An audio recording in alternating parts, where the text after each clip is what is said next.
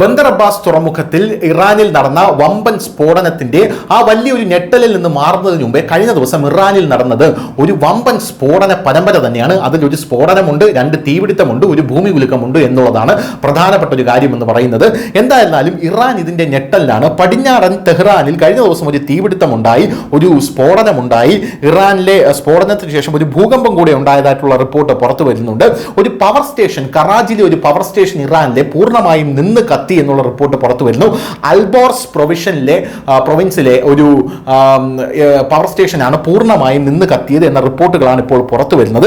എന്തായാലും ടെഹ്റാനിലെ പടിഞ്ഞാറുള്ള അൽബോർസ് പ്രവിശ്യയിൽ ശനിയാഴ്ച വൈകുന്നേരം നിരവധി സംഭവങ്ങളാണ് അരങ്ങേറിയത്. അതിൽ രണ്ട് തീപിടുത്തങ്ങൾ, ഒരു സ്ഫോടനത്തിന്റെ റിപ്പോർട്ടുകൾ, റിക്ടർ സ്കെയിലിൽ 4.0 രേഖപ്പെടുത്തിയ ഭൂകമ്പം എന്നിവ ഉൾപ്പെടുന്നുവെന്ന് ഔദ്യോഗിക പ്രസ്താവനകളും ദൃക്സാക്ഷി വിവരണവും പറയുന്നു.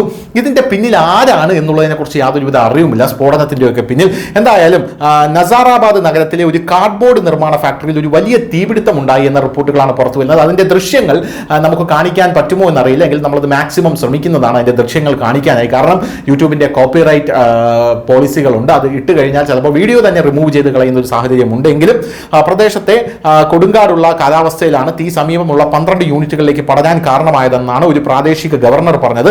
തീ നിയന്ത്രണ വിധേയമാക്കാനുള്ള ശ്രമങ്ങൾ പുരോഗമിക്കുകയാണെന്നും അദ്ദേഹം കൂട്ടിച്ചേർത്തിട്ടുണ്ട്. എന്തായാലും തീപിടുത്തത്തിന്റെ കാരണം ഇതുവരെ അറിവായിട്ടില്ല എന്നുള്ളതാണ് വേറൊരു കാര്യം. ഇസ്രായേലിൽ ഒരു തീപിടുത്തം ഉണ്ടായതായി നമ്മൾ ആലോചിക്കണം. ഇസ്രായേലിലെ കാടിനാണ് തീപിടുത്തം ഉണ്ടായതല്ല, തീ ഇട്ടത് എന്നുള്ള കാര്യം.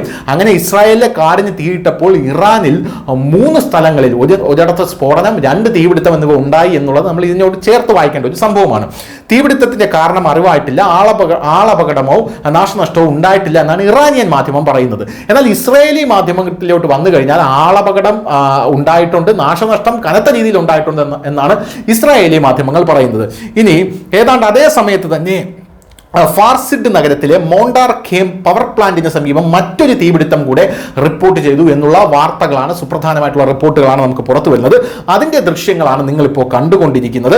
Fire reported at the Montazer Ghaem power plant near Karaj west of Tehran, no official confirmation or known cause yet unbelievable എന്ന് പറഞ്ഞുകൊണ്ടാണ് ഈ റിപ്പോർട്ട് പല മാധ്യമങ്ങളിലും വന്നിരിക്കുന്നത്. എന്തായാലും സർക്കാർ ഉടമസ്ഥതയിലുള്ള YJC വാർത്താ ഏജൻസിയാണ് ആദ്യം ഈ വീഡിയോ പുറത്തുവിട്ടത് എന്നുള്ളതാണ് പ്രധാനപ്പെട്ട കാര്യം. അതിൽ തീപിടുത്തം ഒന്നും ഉണ്ടായിട്ടില്ല എന്ന് അവർ കാണിക്കുകയായിരുന്നു. എന്നാൽ ഇസ്രായേലി മാധ്യമങ്ങൾ ഇതിൽ പുറത്തുവിട്ടപ്പോൾ നല്ല രീതിയിൽ നിന്ന് കത്തുന്ന കാഴ്ചയാണ് നമുക്ക് കാണാൻ സാധിച്ചത് എന്നുള്ളതാണ് വേറൊരു കാര്യം. ഇറാൻ ഇന്റർനാഷണൽ ഇംഗ്ലീഷ് എന്ന് പറയുന്ന പത്രം ഈ വാർത്ത പുറത്തുവിട്ടപ്പോൾ അവർ പറയുന്നത്, following reports of a fire at the Montazer Ghaem power plant in Karaj west of Tehran, the state run YJC news agency recently a video Saturday night that perpetually shows no fire at the facility. അതായത് Iranian മാധ്യമങ്ങൾ അതിൽ fire ഒന്നും കാണിച്ചിട്ടില്ല, എങ്കിലും മറ്റു മാധ്യമങ്ങൾ അവിടെ തീ പിടിച്ച് കത്തുന്നത് കാണിച്ചിട്ടുണ്ട് എന്നുള്ളതാണ്.